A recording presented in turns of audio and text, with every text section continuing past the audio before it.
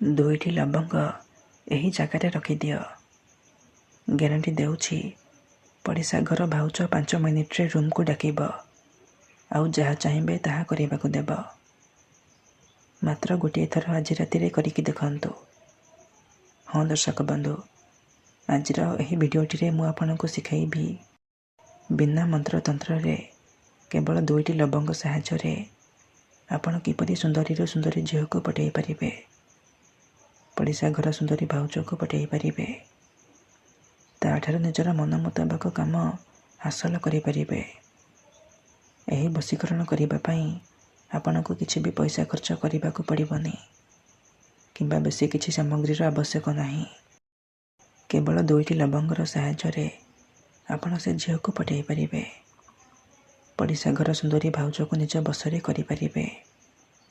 ତା'ଠାରୁ ନିଜର ମନ ମୁତାବକ କାମ ହାସଲ କରିପାରିବେ। ହଁ ଦର୍ଶକ ବନ୍ଧୁ, ଆପଣ ସମସ୍ତଙ୍କର ଇଚ୍ଛା ଥିବ ସୁନ୍ଦରୀରୁ ସୁନ୍ଦରୀ ଝିଅକୁ ପଠାଇବା ପାଇଁ, ପଡ଼ିଶା ଘର ସୁନ୍ଦରୀ ଭାଉଜକୁ ପଠାଇବା ପାଇଁ, ତାକୁ ନିଜ ପ୍ରେମରେ ଦିବାନୀ କରି ତା'ଠାରୁ ନିଜର ମନ ମୁତାବକ କାମ ହାସଲ କରିବା ପାଇଁ। କିନ୍ତୁ ଇଏ ଏତେ ସହଜ ନୁହେଁ। ଏଥିପାଇଁ ଆଜିର ଏହି ଭିଡ଼ିଓଟି ଆପଣଙ୍କର ଇଚ୍ଛାକୁ ପୂରଣ କରିବ। କାରଣ ଆଜିର ଏହି ଭିଡ଼ିଓଟିରେ ମୁଁ ଆପଣଙ୍କୁ ଶିଖାଇବି ବିନା ମନ୍ତ୍ରତନ୍ତ୍ରରେ କେବଳ 2ଟି ଲବଙ୍ଗର ସାହାଯ୍ୟରେ ଝିଅ ପଠାଇବା ପାଇଁ ବଶୀକରଣ, ବିବାହିତା ମହିଳାକୁ ପଠାଇବା ପାଇଁ ବଶୀକରଣ। ଏହି ବଶୀକରଣ ମନ୍ତ୍ର ଏତେ ଶକ୍ତିଶାଳୀ କି ଯିଏ ବି ଏହାକୁ କରିଛି 100ରୁ 100% ସଫଳ ହୋଇଛି। ବର୍ଷ ବର୍ଷ ଧରି ଭାଙ୍ଗି ଯାଇଥିବା ପୁରୁଣା ପ୍ରେମକୁ ମଧ୍ୟ ଫେରାଇ ଆଣିପାରିଛି। ଶାଶୁ, ନଣନ୍ଦ, ଦିଅର, ଭାଉଜ କାହାକୁ ବି ନିଜ ବଶରେ କରି ତା'ଠାରୁ ନିଜର ମନ ମୁତାବକ କାମ ହାସଲ କରିପାରିଛି। ନମସ୍କାର ଦର୍ଶକ ବନ୍ଧୁ, ଏସ୍ ମନ୍ତ୍ର ଚ୍ୟାନେଲରେ ଆପଣମାନଙ୍କୁ ସ୍ୱାଗତ। 2ଟି ଲବଙ୍ଗର ଏହି ବଶୀକରଣ ପ୍ରଚଣ୍ଡ ମହାଶକ୍ତିଶାଳୀ ବଶୀକରଣ। ତେଣୁ ମୋର ଆପଣମାନଙ୍କୁ ଅନୁରୋଧ କି ଏହାକୁ ଆପଣ ଭାବିଚିନ୍ତି ପ୍ରୟୋଗ କରିବେ। ମନରେ କୌଣସି ଖରାପ ଉଦ୍ଦେଶ୍ୟ କିମ୍ବା କୌଣସି ଖରାପ କାମ ପାଇଁ ଆପଣ 2ଟି ଲବଙ୍ଗର ଏହି ବଶୀକରଣକୁ ପ୍ରୟୋଗ କରିବେନି। ଯଦି ଆପଣ ସେ ଝିଅକୁ ସତରେ ଭଲ ପାଉଛନ୍ତି, ତାକୁ ବିବାହ କରିବାକୁ ଚାହୁଁଛନ୍ତି, ତେବେ ଆପଣ ଏହି ବଶୀକରଣ ବିଧିକୁ ପ୍ରୟୋଗ କରିବେ। ଅନ୍ୟଥା ମନରେ କୌଣସି ଖରାପ ଉଦ୍ଦେଶ୍ୟ କିମ୍ବା କୌଣସି ଖରାପ କାମ ପାଇଁ ଆପଣ ଏହି ବଶୀକରଣକୁ ପ୍ରୟୋଗ କରିବେନି। ଠିକ୍ ଅଛି, ତେବେ ଏହି ବଶୀକରଣ କରିବା ସବୁଠାରୁ ସହଜ। ଏହାକୁ ଆପଣ କିପରି କରିବେ, କେମିତି କରିବେ, ଏହାର ପ୍ରୟୋଗ ବିଧି କ'ଣ, ମୁଁ ଆପଣଙ୍କୁ ଶିଖାଇବି। ସମ୍ପୂର୍ଣ୍ଣ ପ୍ରୟୋଗ ବିଧି ଠିକ୍ ଭାବରେ ଶିଖାଇବି। ଜାଣିବା ପାଇଁ ମୋର ଆପଣମାନଙ୍କୁ ଅନୁରୋଧ କି ଆପଣ ଭିଡ଼ିଓଟିକୁ ମୂଳରୁ ଶେଷ ପର୍ଯ୍ୟନ୍ତ ପୁରା ଧ୍ୟାନର ସହିତ ଦେଖନ୍ତୁ।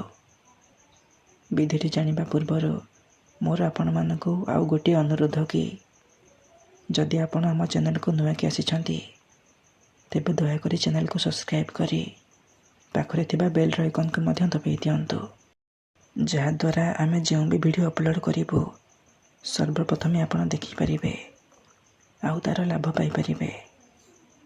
ମନେ ରଖନ୍ତୁ, ଏହି ବଶୀକରଣ କରିବା ପୂର୍ବରୁ କିଛି ବିଶେଷ କଥା ଜାଣି ରଖନ୍ତୁ। ଯେମିତିକି ତନ୍ତ୍ର, ମନ୍ତ୍ର, ଯନ୍ତ୍ର, ବଶୀକରଣ ଇଏ ଏମିତି ସେମିତି କାମ କରେନି। ମନରେ ସମ୍ପୂର୍ଣ୍ଣ ବିଶ୍ୱାସ, ନିଷ୍ଠା ଆଉ ଏକାଗ୍ରତାର ସହିତ ଆପଣଙ୍କୁ ଏହି 2ଟି ଲବଙ୍ଗର ବଶୀକରଣ କରିବାକୁ ପଡ଼ିବ। ତେବେ ଯାଇ ମୁଁ ଆପଣଙ୍କୁ ଗ୍ୟାରେଣ୍ଟି ଦେଉଛି, ଆପଣ ଯେଉଁ ଝିଅ ବା ମହିଳା ଉପରେ ଏହି ବଶୀକରଣ ବିଧିକୁ ମାତ୍ର ଗୋଟିଏ ଥର ପ୍ରୟୋଗ କରିଦେବେ, ସିଏ ସେହି ସମୟଠାରୁ ଆପଣଙ୍କର ଗୋଲାମୀ କରିବ, ଆପଣଙ୍କ ପ୍ରେମରେ ଦିବାନୀ ହୋଇଯିବ, ଆପଣଙ୍କୁ ନ ଦେଖି ରହିପାରିବନି।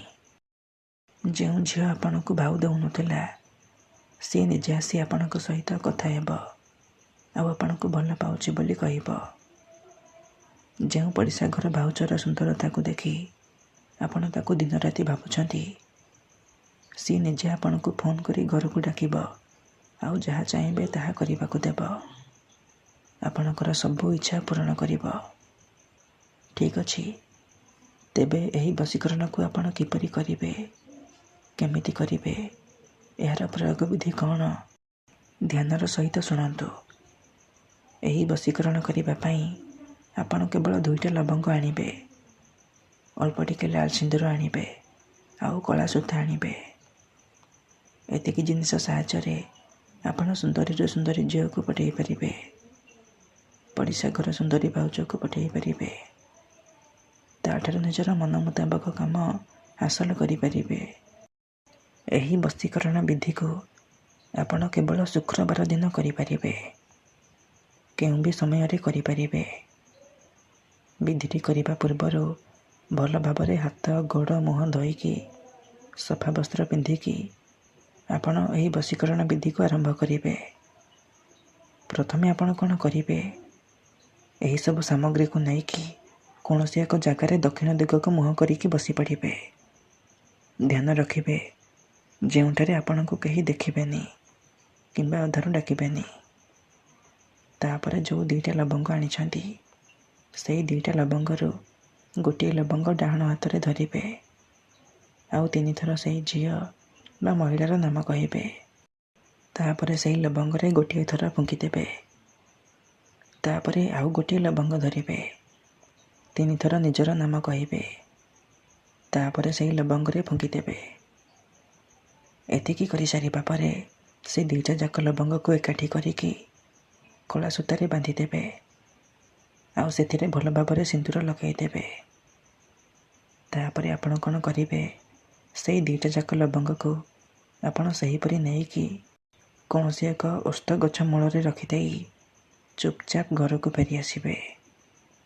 ଗ୍ୟାରେଣ୍ଟି ଦେଉଛି, ଏତିକି କରିକି ଦେଖନ୍ତୁ, ସେ ଝିଅ ହେଉ ବା ବିବାହିତା ମହିଳା ଆପଣଙ୍କ ଆଡ଼କୁ ଆକର୍ଷିତ ହେବାକୁ ଲାଗିବ। ଧନ୍ୟବାଦ।